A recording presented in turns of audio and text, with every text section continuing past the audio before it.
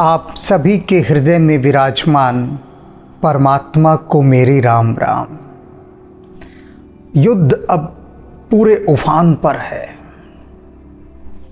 वानर सेना और राक्षस सेना जूझ रही है एक दूसरे के साथ। हनुमान जी अकेले ही मेघनाद से भिड़ने चले गए। जब अंगद को पता लगा तो अंगद का जी घबरा गया। स्वाभाविक था घबराना, क्योंकि अंगद हनुमान जी को बहुत प्रेम करता था, बहुत आदर करता था। हनुमान जी की गोद में ही खेला। हनुमान जी उसके गुरु और चाचा लगते रिश्ते में। कैसे वह ये सोच कर रह जाए कि हनुमान जी अकेले राक्षसों के बीच युद्ध कर रहे हैं। वह भी साथ भाग पहुंच गया हनुमान जी के पास। और फिर तो दोनों ने मिलकर जो तांडव मचाया वहां पर, सब कुछ छिलाकर रख दिया। सांझ हो गई, युद्ध विराम हुआ, सब लौटने लगे। अब राक्षसों ने छल कपट आरंभ कर दिया, जो कि उनका स्वभाव था। निशाचर हैं, रात को युद्ध करने की कला में निपुण हैं। तो उन्होंने वापस लौटते हुए वानर और भालुओं पर आक्रमण कर दिया और अपना मायावी प्रभाव छोड़ा, जिसके कारण चारों तरफ अंधेरा छा गया। और उसका लाभ उठाकर उन्होंने वानर सेना को मारना आरंभ कर दिया। प्रभु राम सब समझ गए और उन्होंने उस मायावी अंधकार अस्त्र की काट करने के लिए अग्निबाण छोड़ दिया। उस अग्निबाण के प्रकाशित होते ही सारा अंधेरा समाप्त। अब वानरों को, भालुओं को सब कुछ साफ साफ दिखने लगा। समझ गए वे कि प्रभु ने उनकी दुविधा समझ ली और उनका समाधान कर दिया। अब जब वानर और भालू सब कुछ साफ साफ देख पा रहे हैं, अब क्या होता है वह देखिए। भालू बलिमुख पाई प्रकाशा। भालुओं ने और वानरों ने प्रकाश पाकर धाये हर्ष प्रसन्नता से, खुशी से भरकर अब दौड़ गए। अब से पहले तो खुशी नहीं थी, निराशा छा गई थी, क्योंकि राक्षस छुप छुप कर मार रहे थे वानरों को। अब वो घबरा गए थे। अब वो जो घबराहट थी उन्हें हर्ष में परिवर्तित हो गई। विगत श्रम त्रासा, और उनका जो थकान थी और भय था, वे दोनों चले गए। थकान भी चली गई, भय भी चला गया। हर्ष चारों ओर फैल गया, क्योंकि प्रकाश फैल गया था। अब जोश भर गया एक वानर सेना में लड़ने का फिर से। हनुमान अंगत रण गाजे, और ऊपर से अंगद और हनुमान जी रण में आकर कूद गए और गरजने लगे। हाँक सुनत रजनीचर भाजे। हनुमान जी की हाँक सुनकर सारे राक्षस भागने लगे, क्योंकि हनुमान जी की हाँक कहते हैं क्रोध में भरकर चिल्लाना, क्रोध में भरकर हुंकार भरना। और हनुमान जी की हुंकार दिल दहला दे। राक्षस तो भागने लगे। मारना तो बाद की बात होगी, ये हनुमान जी मारेंगे। मारने से पहले ही वो जो हुंकार भरी, उस हुंकार को सुन के ही सबके दिल बैठ गए और सब भागने लगे राक्षस। भागत भट पटकहीं धरनी धरे। भागत भट, जो भी राक्षस योद्धा भाग रहा है, पटकहीं धरनी, उसको पकड़ते हैं, धरती पर पटकते हैं और मार देते हैं। अब जोश चढ़ा हुआ है। एक एक वानर, एक एक भालू पकड़ रहा है भागते हुए, डर के मारे। जो हनुमान जी की हुंकार सुन के सब भाग रहे हैं डर के। अब पकड़ पकड़ कर मार रहे हैं। कर ही भालू कपि अद्भुत करने। भालू और वानर ये अद्भुत करनी कर रहे हैं। अभी तक तो स्वयं डर कर भाग रहे थे और अब एक एक राक्षस योद्धा को पकड़ पकड़ कर मार रहे हैं। गहपद डार ही सागर माहे, और कुछ के तो पैर पकड़ के घुमा के सागर में फेंक देते हैं उठाकर। अब सागर में फेंक दिया तो क्या गत बनती है राक्षसों की? मगरमच्छ है वहाँ पर, उरग सांप हैं, झश मछलियाँ हैं बड़ी बड़ी, धर धर खाएं, पकड़ पकड़ कर वो सबको खा रहे हैं। जिसका वो पैर पकड़ कर सागर में फेंकते हैं वहीं फट देने से झपट्टा मार के मगरमच्छ, सांप, बड़े बड़े मछलियाँ खा जाती हैं राक्षसों को, उनका भोजन बन गया। इस प्रकार से राक्षस सेना को मारा जा रहा है। कछ मारे कछ घायल, कछ गढ़ चरे पर आए। कुछ को तो मार डाला, कुछ को घायल कर दिया और कुछ वापस दुर्ग में यानी किले में दौड़कर चले गए, भाग गए अपनी जान बचाते हुए। गर्ज ही भालू बलिमुख, रिपुदल बल बिचलाही। रिपुदल, शत्रुओं के दल को विचलित कर दिया। किसने? वानरों और भालुओं की गरज ने। उनका जो गर्जना था, क्रोध में भरकर जिस प्रकार से वो गर्जना कर रहे थे, उस गर्जना को सुनकर राक्षसों के दिल बैठ गए, वे विचलित हो गए, भागने लगे। कुछ को मार डाला, कुछ को घायल कर दिया, कुछ प्राण बचाकर किले में छिप गए। निशा जान कपिचार हूँ आने। अब ये जानकर कि रात हो गई है, अब वानरों ने और भालुओं ने राक्षसों को मारना बंद कर दिया। नियम से चल रहे थे और कहते हैं लौट चलो। अब वो चारों सेनाएं वानरों की जो 4 दुर्गों की तरफ भेजी गई थी, 4 द्वारों की तरफ भेजी गई थी, लौटने लगी। आए जहाँ कौशला धने, जहाँ पर प्रभु श्री राम थे वहाँ पर सारी सेना अब लौट आई। राम कृपा करी चितवा सब ही। राम ने देखा सब थके हुए आए हैं, आना ही था, घायल भी हैं, भाई युद्ध से आ रहे हैं, कोई पिकनिक मनाकर तो आ नहीं रहे कि विहार करके आ रहे हों, थके हुए सब बुरी तरह से। और प्रभु राम ने उनको अपनी कृपा दृष्टि से देखा, मुस्कुरा कर देखा। भय विगत श्रम वानर तब ही। और जैसे ही प्रभु श्री राम ने उनको मुस्कुराकर प्रेम भरी दृष्टि से देखा, देखते ही उनकी सारी थकान चली गई। राम जी किसी को देख लें किसी को, थकान रह सकती है भला? कुछ भी नहीं रह सकता, न भय न थकान इत्यादि दुर्बलताएं, कुछ नहीं रह सकता। और वही हुआ। अमृत बरसता है राम के देखने से। सारा जगत इसीलिए तो मारा मारा फिर रहा है कि बस राम देख लें तो बात बन जाए। और इन वानरों की तो बात बनी बनाई है।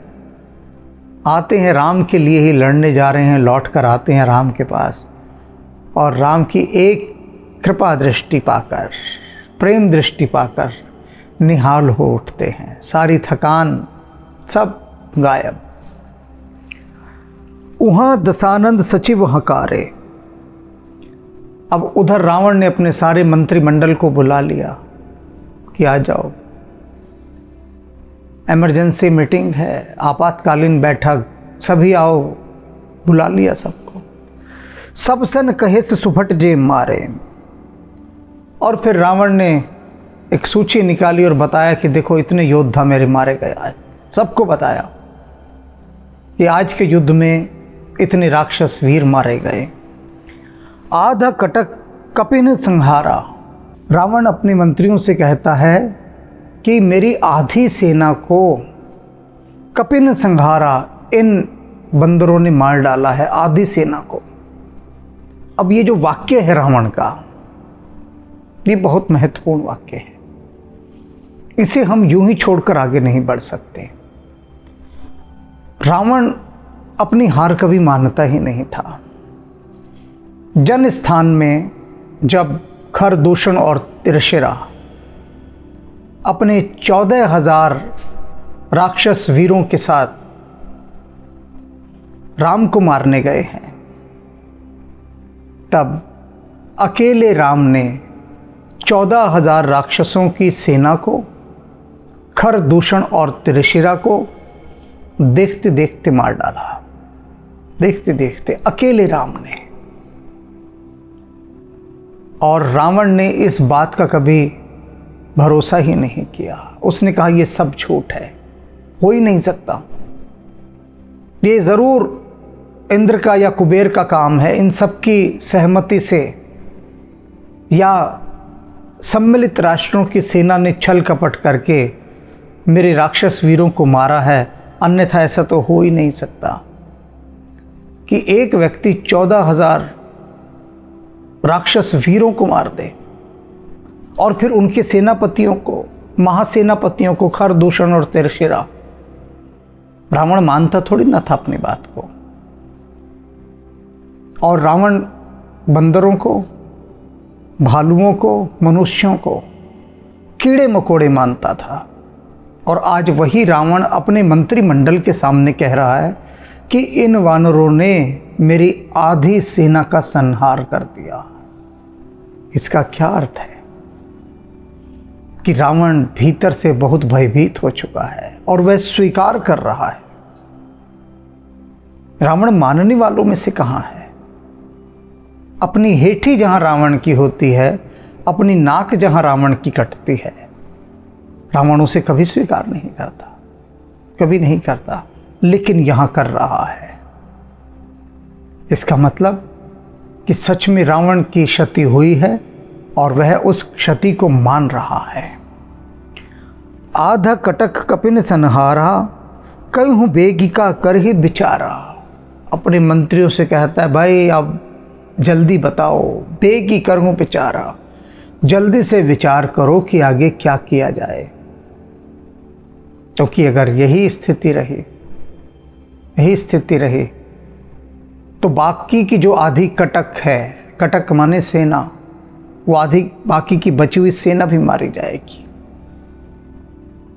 कल रावण डर गया था ना, जब देखा रावण ने कि हनुमान जी ने उसके महल के कलशों को तोड़ दिया, सारे खंबे तोड़ दिए, महल की दीवारें गिरा दी और उसके महल की सारी रानियां चीख चिल्ला रही हैं, विलाप कर रही हैं, छातियां पीट रही हैं। रावण सदमे में आ गया कि ये क्या, इन वानरों ने मेरे महल को तहस नहस कर दिया। भयभीत है रावण और इसीलिए आज अपने मंत्रिमंडल से कह रहा है कि मुझे तत्काल मार्ग बताओ, तत्काल विचार करके कि क्या किया जाए। माल्यवान अति जरठ निशाचर। अब बाकी कोई नहीं बोला, सब चुप रहे।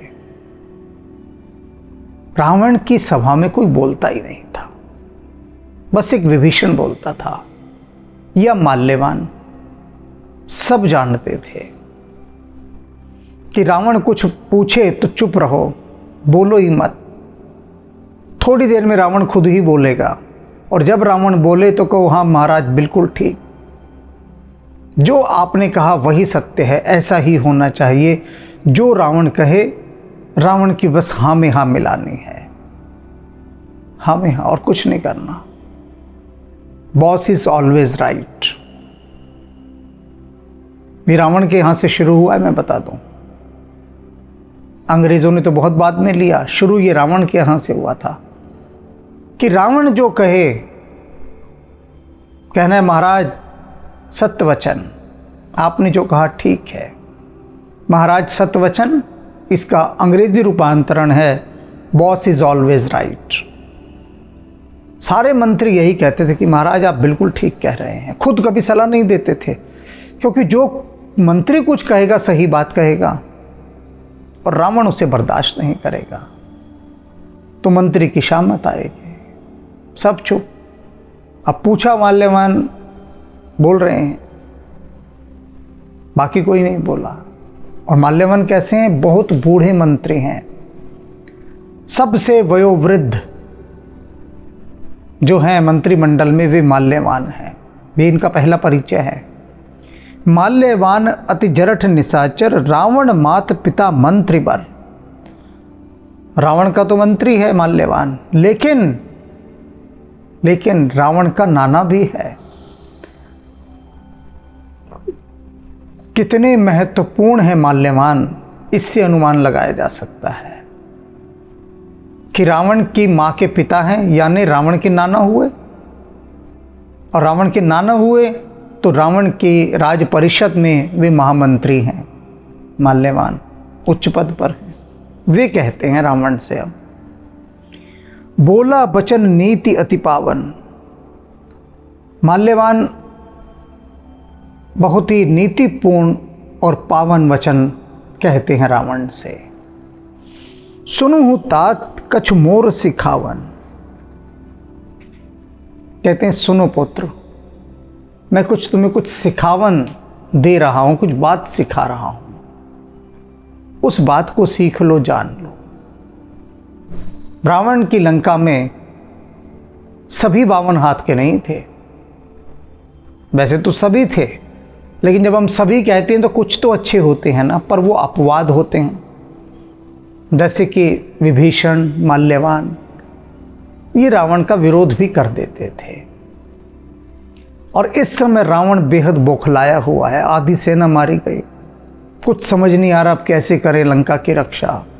और सबसे बुरी स्थिति तो क्या है कि जो लंका ढहाई जा रही है, राक्षस मारे जा रहे हैं, कोई देवराज इंद्र की सेना के द्वारा नहीं मारे जा रहे।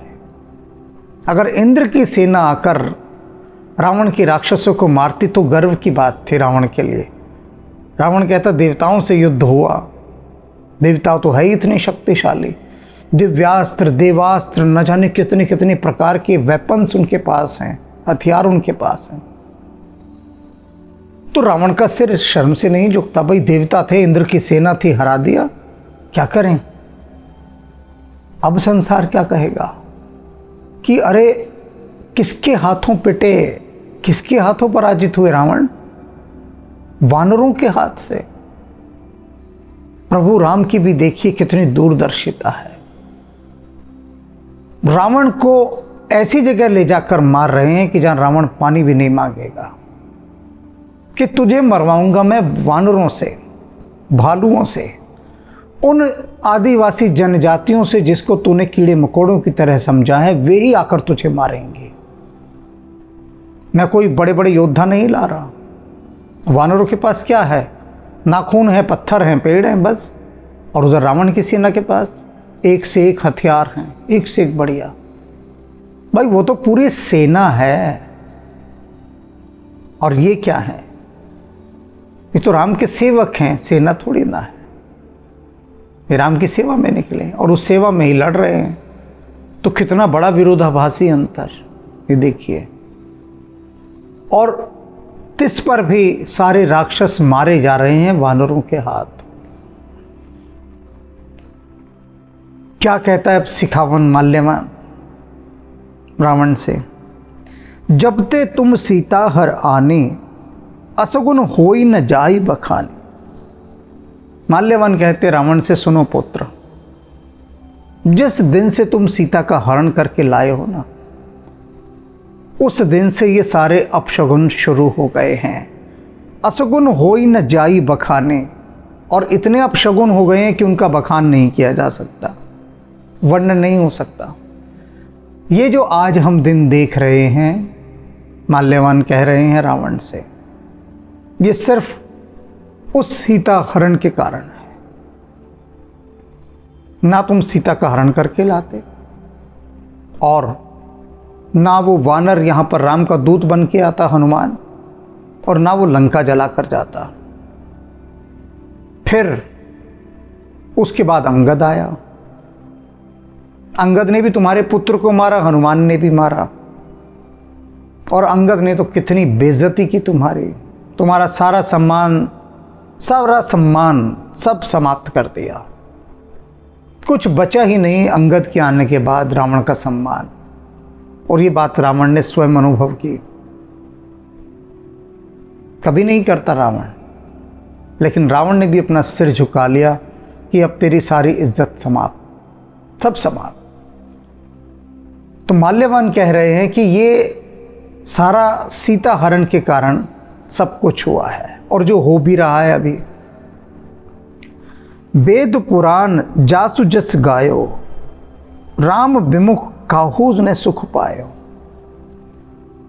कहते हैं पुत्र सुन, वेद और पुराण जिसके गुण गाते हैं, जिस राम के गुण वेद और पुराण गाते हैं, राम विमुख काहू ने सुख पायो। उस राम से विरोध करके बता कौन सुख पा सकता है।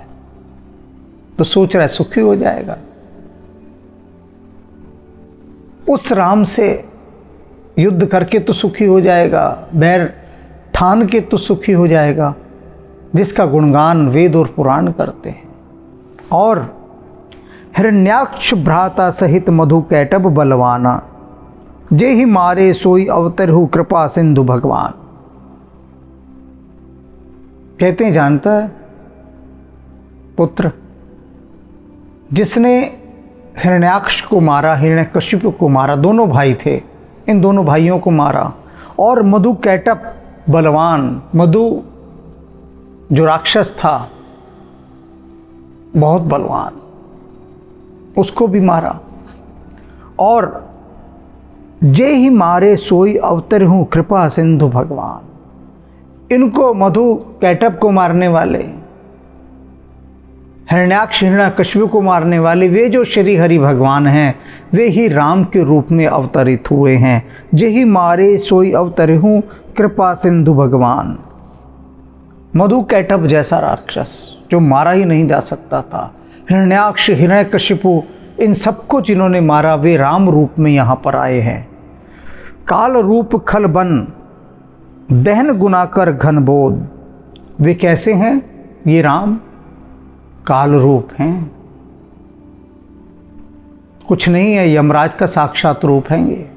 माल्यवन समझा रहे हैं। काल रूप, खल बन दहन, और दुष्टों के जो वन है ना, वन के वन, उनको जलाने के लिए अग्नि का रूप है। जितने भी दुष्ट हैं, सीधा सीधा इशारा कर रहे हैं कि ये जो जितने राक्षस हैं ये सब दुष्ट हैं, और इनके जितने समूह हैं, ये राक्षस समझ लो पेड़, और ये लंका समझ लो जंगल, जिसमें ये राक्षस रूपी पेड़ ही पेड़ हैं। और राम को समझ लो काल रूप अग्नि। सारे वृक्षों को खा जाएगी अग्नि, ऐसी अग्नि है। गुणागार, और गुणों के आगार हैं, भंडार हैं राम। घनबोध, ज्ञान के मेघ हैं, बादल हैं, वे हैं राम। शिव विरंच जही सेव ही तासो कवन विरोध। कह रहे हैं पुत्र, भगवान शिव और ब्रह्मा जी जिनकी सेवा करते हैं, जिनका पूजन करते हैं, उनसे तुम विरोध कर रहे हो। अरे कुछ देख तो लेते, सोच तो लेते। विरोध करने के लिए कोई बराबरी तो चाहिए। तुम भगवान शंकर के उपासक, और भगवान शंकर जिनकी पूजा करते हैं, ब्रह्मा जी जिनका पूजन करते हैं, उन राम से तुम बैर साध रहे हो, उनसे युद्ध करने जा रहे हो, हैं? उनसे तासो कवन विरोध, उनसे भला कैसा विरोध? अर्थात तुम्हारी औकात ही क्या है, हैसियत ही क्या है? तुम कीड़े मकोड़े की तरह हो और राम से युद्ध करने की बात सोच रहे हो। ये पूरी जो हिडन साउंड है, जो परोक्ष ध्वनि है, माल्यवान के शब्दों में परिलक्षित हो रही है, और रावण सब समझता है। महापंडित है भाई, कोई छोटी मोटी चीज़ थोड़ी ना है कि व्यंग्य नहीं समझेगा, अर्थ नहीं समझेगा। शब्दों का तो खिलाड़ी है रावण, सारा अर्थ समझ रहा है कि माल्यवान किस तरह से उसको पानी पी पी कर धो रहे हैं, कैसे उसकी धुलाई कर रहे हैं। शब्द बड़े सुंदर हैं माल्यवान के, रसीले हैं, अलंकृत हैं, लेकिन विष से बुझे हुए तीर है जो रावण को लग रहे हैं। परिहर बैरु देहु वैदेही। अब माल्यवान समाधान बताते हैं कि सुन पुत्र, तो कह रहा है कि हल बताओ, तो हल सुन ले। पहला क्या है? परिहरि बैरु। पहले तो तू राम से बैर छोड़ दे, पहला काम जो बैर साधा हुआ ना ये छोड़ दे। और अब दूसरा काम क्या कर? देहु वैदेही, वैदेही को लौटा दे। राम के पास जा, बैर भाव त्याग दे, सीता को लौटा दे। भजहु कृपा निधि परम स्नेही। और वो जो कृपा निधान है प्रभु श्री राम, उनका भजन कर, क्योंकि वे परम स्नेही हैं।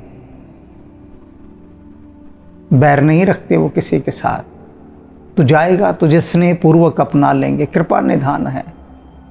तू जा तो सही, बैर तो त्याग, वैदेही को तो लौटा, तेरे सब अपराध क्षमा हो जाएंगे। तो कर तो सही। ताके बचन बान सम लागे। कहा था ना मैंने अभी, ये माल्यवान के वचन रावण को ऐसे लगे जैसे किसी ने विष में बुझे हुए तीर उसको मार दिए हो। तड़प गया, तड़प गया।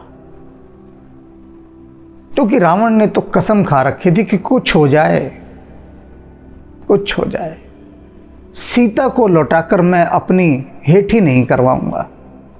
यदि मैंने सीताराम को लौटा दी तो संसार क्या कहेगा कि ये लो, ये है रावण। ये दो वनवासियों के आगे झुक गया।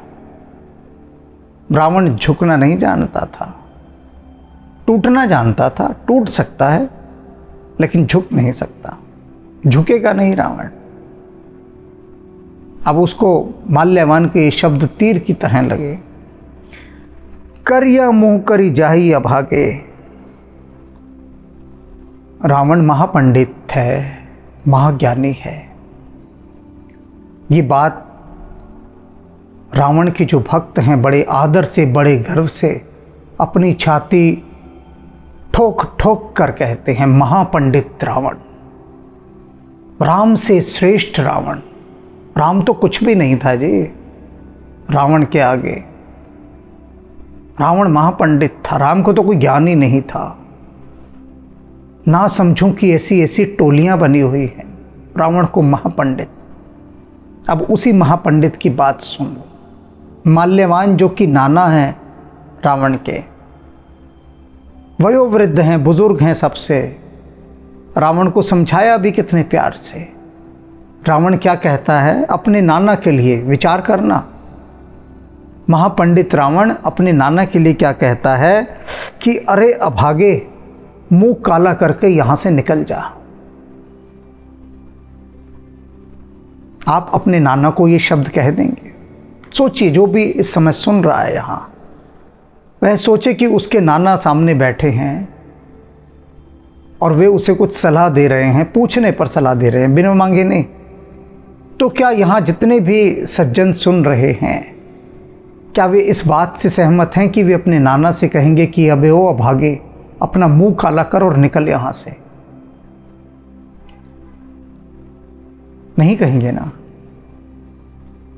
लेकिन रावण की शब्दावली देखो, ये महापंडित की शब्दावली है जो अपने नाना को कह रहा है। इससे ही रावण के कैरेक्टर का अंदाजा लगा लो।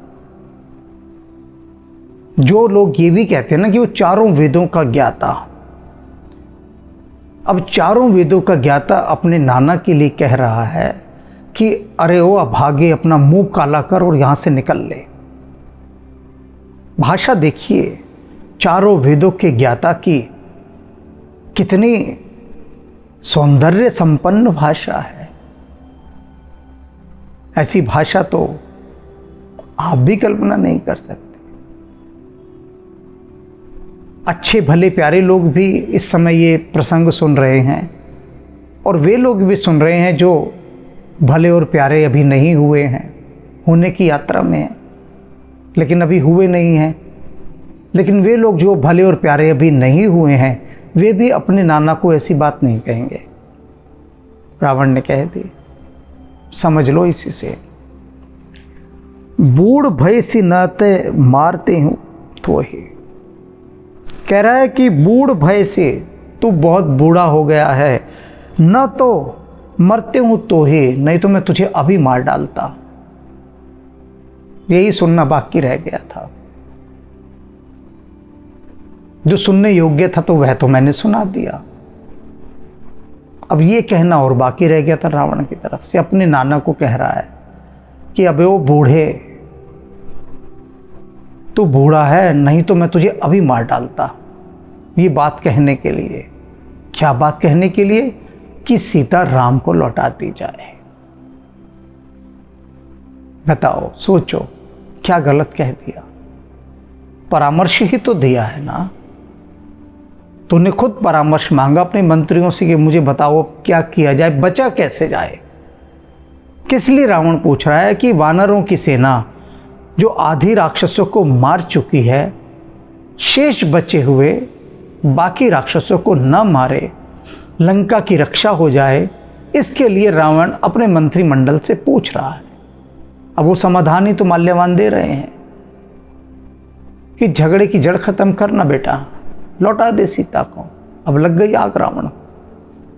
कहा कि अरे अभागे मुंह काला करके निकल जा, तू बूढ़ा है, नहीं तो तुझे अभी मार डालता मैं। इन वचनों को अपने पास गांठ बांध के रख लीजिए। राम की कोई बात चाहे ना रखो, भूल जाओ राम को, लेकिन रावण के ये वचन याद रख लीजिए। परम पवित्र वचन हैं, कभी कभी आपके काम आएंगे अपने नाना को कहने के लिए, नाना या दादा को। क्योंकि रावण तो महापंडित है, चारों वेदों का ज्ञाता है, तो चारों वेदों का ज्ञाता जो वचन कहेगा संभाल कर रखने चाहिए ना। रावण अनमोल रतन दे रहा है भाई।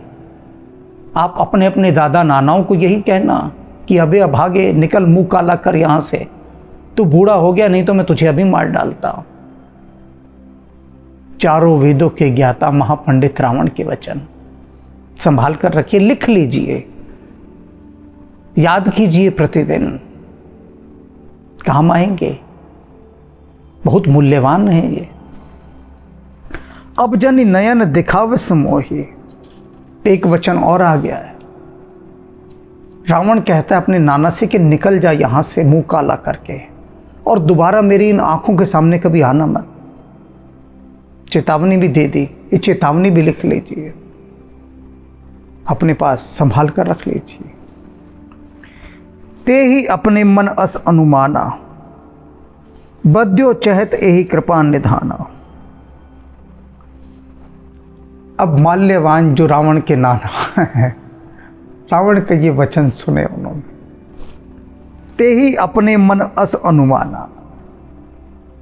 रावण की इन गालियों को सुनकर, अपमानजनक शब्दों को सुनकर, रावण के नाना ने अपने मन ही मन में अनुमान लगाया कि रावण ऐसी अभद्र भाषा क्यों बोल रहा है, क्यों? अनुमान लगाया तो उत्तर उन्हें तत्काल मिल गया भीतर।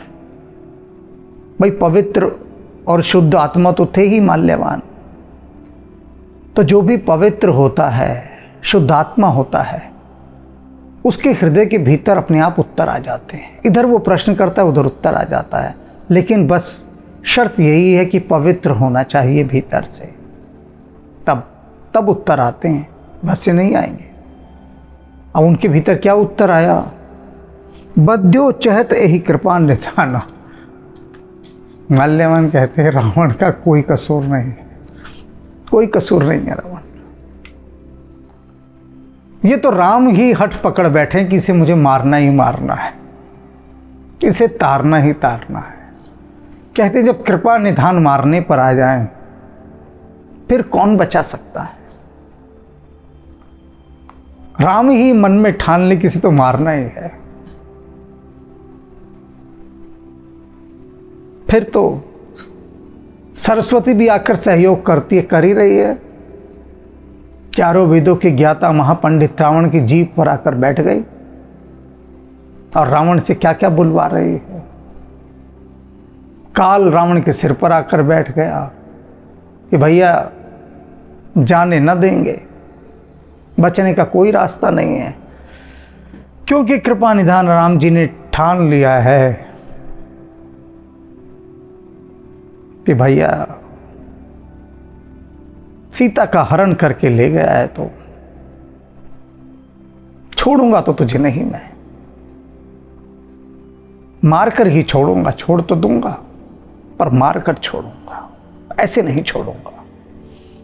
और दुनिया समझा ले तुझे, पर तेरी समझ में भी नहीं आएगी बात, और मैं समझने भी नहीं दूंगा, क्योंकि अगर तुझे समझने दिया तो कल को तू फिर बिगड़ेगा, तो तेरा तो निपटारा ही करना है। माल्यवान जी ने मन मन में समझ लिया कि राम इसका काम तमाम करना चाहते हैं, तो अब कुछ नहीं हो सकता। सो उठ गई हूं कहत दुर्बादा, और रावण गुस्से में और गालियां बकता हुआ माल्यवान को वहां से उठकर चला गया, खूब गालियां बकता हुआ। तब सकोप बोले हूं घन नादा, रावण चला गया। अब मेघनाद वहीं है, खड़ा हुआ, गुस्से में भर के अब मेघनाद कहता है वहां पर, क्या कहता है?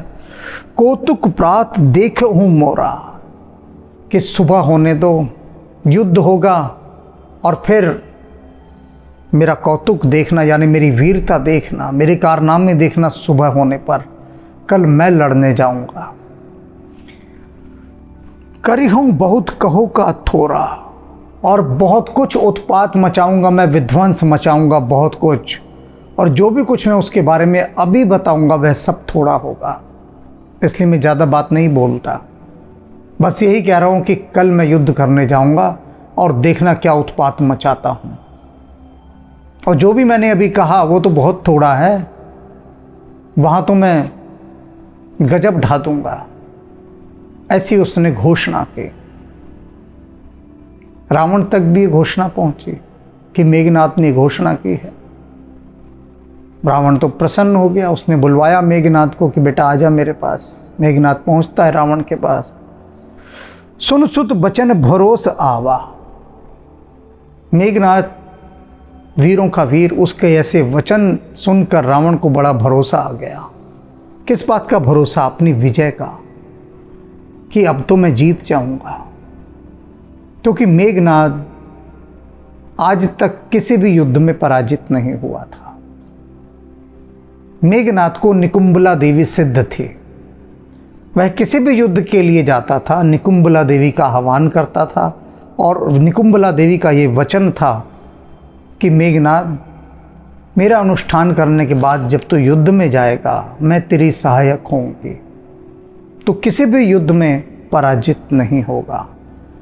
और मेघनाद ने इंद्र को भी जीत लिया था, देवताओं के राजा इंद्र को, तभी इसका दूसरा नाम इंद्रजीत रावण ने रखा था, इंद्र को भी जीत लेने वाला।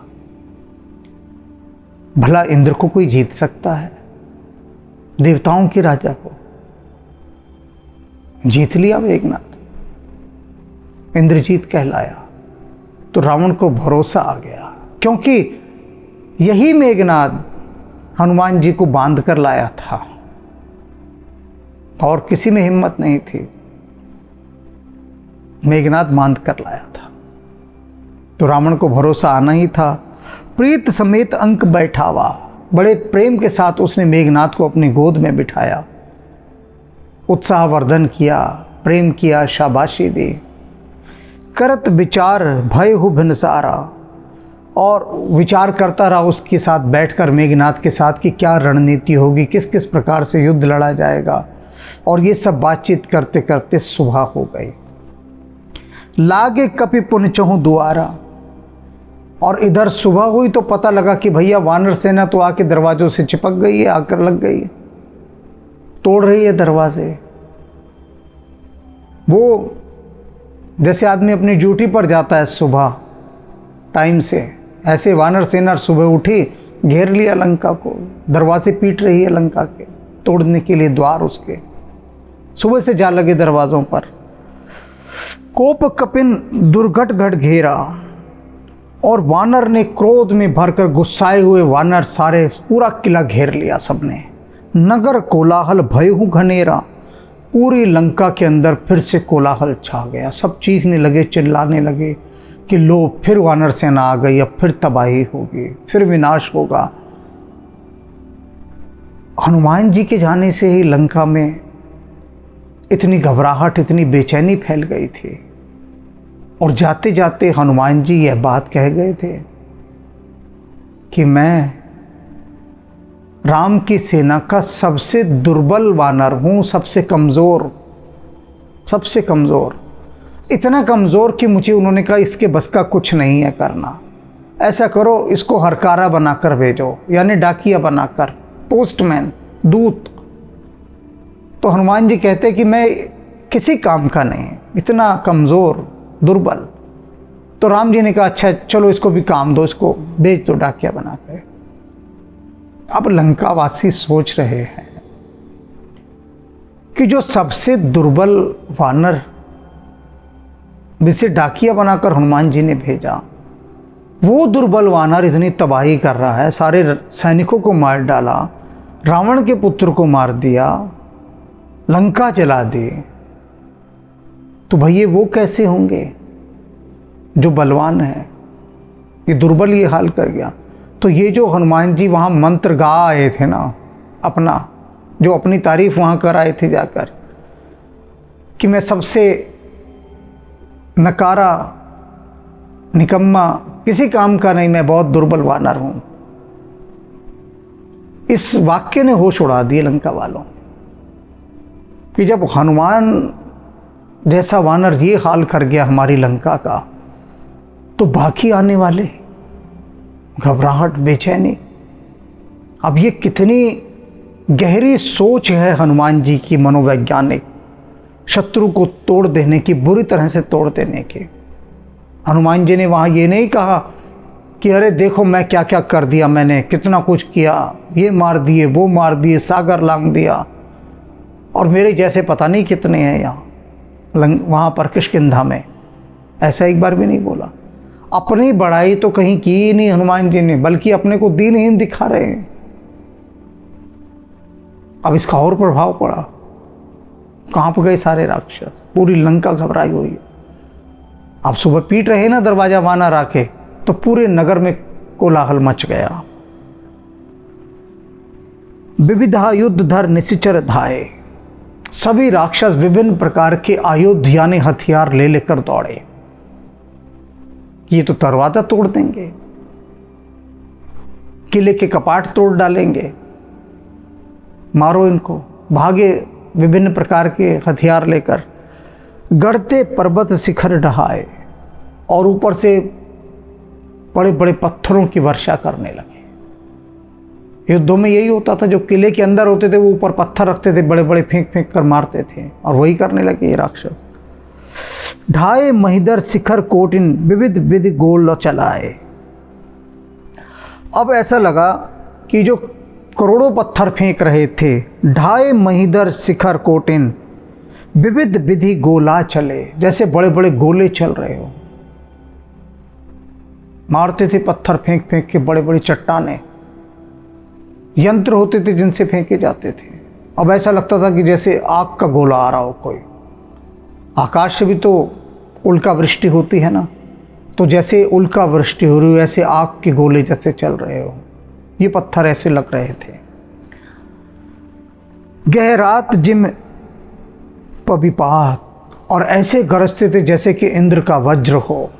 इस प्रकार से उनका गर्जन हो रहा हो, जैसे वज्रपात हो रहा हो वहाँ पर। गर्जत जनु प्रलय के बादल, और सारे योद्धा ऐसे गरजते थे जैसे प्रलय के बादल गरज रहे हो। इतना शोर ही शोर चारों तरफ। मरकट बिकट भट जुटत कटत न लटत तन जर्जत भय। वानरों की सेना मर रही है, कट रही है, लेकिन पीछे नहीं हट रही, हार नहीं मान रही।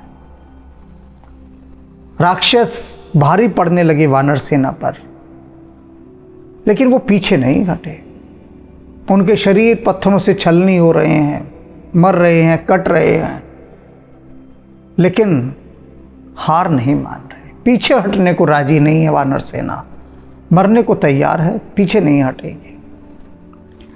गही सैलते ही गढ़ पर, चलाव ही जहां सो तह निश्चर है। अब वानर सेना ने भी पत्थर फेंकने आरंभ कर दिए और ऐसा निशाना साध के पत्थर फेंक रहे हैं कि जिस राक्षस को लगता है वो वहीं मर जाता है। उन्होंने भी पत्थर फेंकने शुरू कर दिए। मेघनाद सुन श्रवण अस, गढ़पुनि छेका आए। मेघनाद पर समाचार पहुंचाया जाता है कि वानर सेना अब हम पर हावी हो रही है, अब हमसे संभल नहीं रही।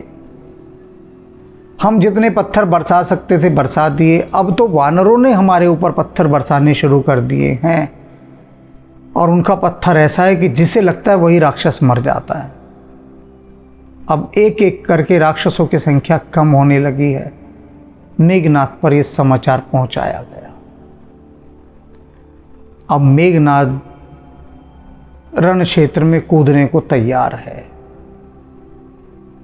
मेघनाद की अब एंट्री होगी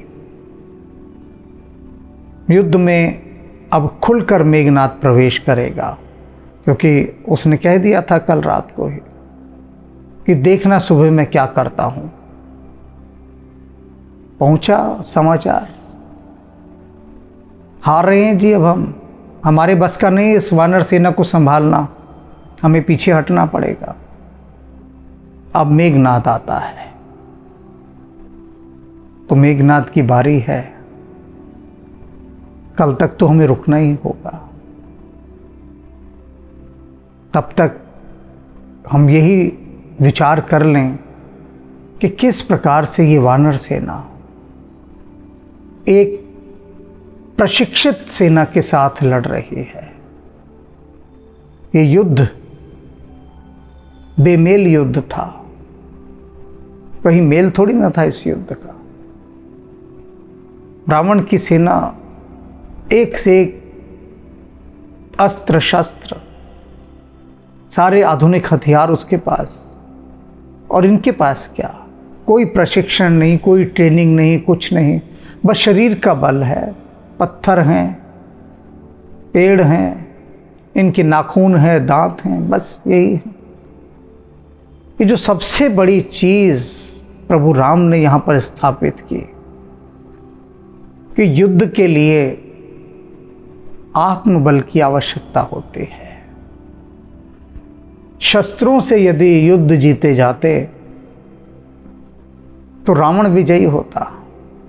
युद्ध केवल सत्य और आत्मबल से जीता जाता है। वानरों के और राक्षसों के मध्य जो युद्ध है, ये इसका मर्म है कि यदि हमारे पीछे सत्य की शक्ति हो तो हमारा मनोबल, आत्मबल इतना ऊंचा रहता है कि सारे अस्त्र शस्त्र सब शत्रु के धरे रह जाते हैं, कुछ काम नहीं आते भी। क्योंकि चलाने वाला कौन होगा? चलाने वाला अगर डरपोक होगा, कायर होगा, आत्मबल से हीन होगा, दूषित कलुषित होगा, तो वो टिक नहीं सकेगा। अब यहाँ वानर सेना कितनी मर रही है लेकिन पीछे नहीं हट रही, पुरजोश हैं। अगर कहीं वानर सेना भागने लगती तो राक्षसों का जोश पड़ जाता, लेकिन राजी नहीं है ये पीछे हटने को, और उसका परिणाम सामने कि ये हावी होने लगे हैं अब राक्षस सेना पर। शेष कल। राम राम।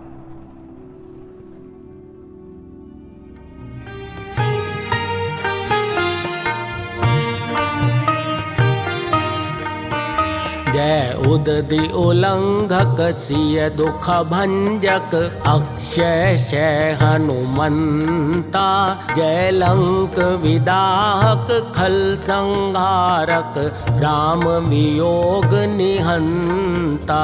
संजीवनी लाए लखन जियाए रघुकुल प्राण बचाए। अहि पास कटा अहि रावण हत रघुवर दो मुक्त कराए। रघुवर दो मुक्त कराए।